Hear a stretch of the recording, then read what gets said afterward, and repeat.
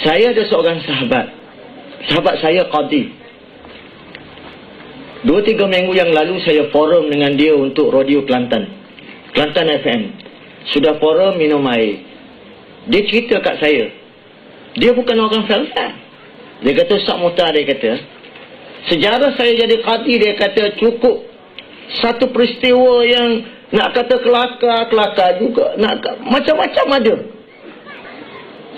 Saya tanya dia apa cerita. Dia kata, anda tahu tak, dia kata pagi tadi sepasang suami isteri berkelahi, baloh nak bercerai. Sampai depan jabat qadi, tak ada turun kereta yang sisi isteri, yang perempuan lah, beletih dah.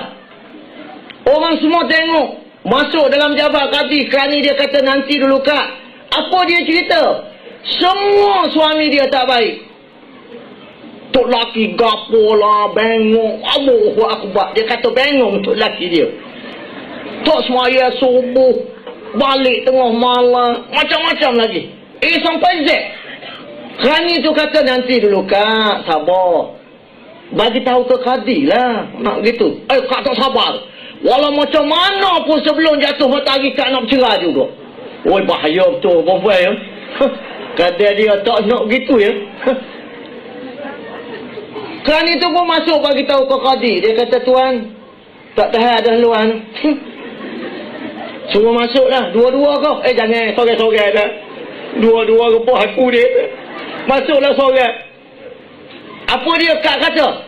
Dia kata, cik, saya masuk dulu lah. Tu dia. Dia tak bagi suami dia masuk. Demo duduk luar, dia kata. Demo duduk luar, tak ada abang dah. Abang dia pun duduk congok gitu. Hiru, kata bergadusnya.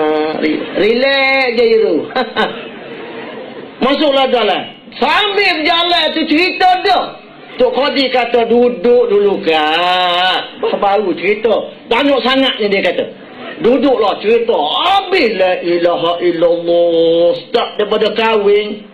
Syekh tak pernah jumpa Syekh. Sejak daripada kahwin sampai aku hari itulah. Tak molek belakang tok laki dia, suami dia. Tok qadi kata ada lagi ke kak? Banyak lagi. Padai hak ni dulu dia kata. Tu dia. Padai hak ni dulu. Banyak lagi dia kata. Hak ni pun cukup lah. Nanti tuan qadi, kalau dia masuk, enjar dia. Tu orang Kelantan lah tu faham tu. Orang lain tak faham tu. Lepas pada tu, tak apa.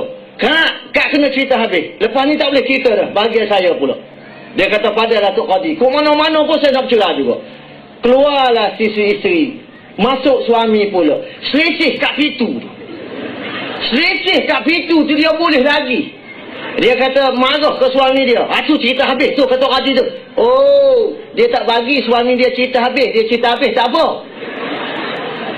Dia pun masuklah suami dia duduk. Orang lelaki ni dia malu sikit kan.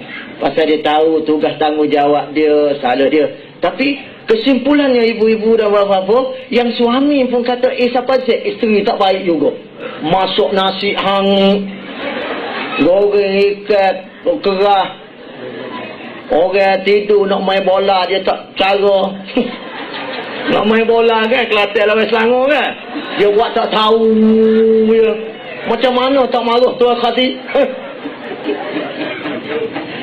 Akhir sekali cerita pendeknya, pasal semua dah nak balik.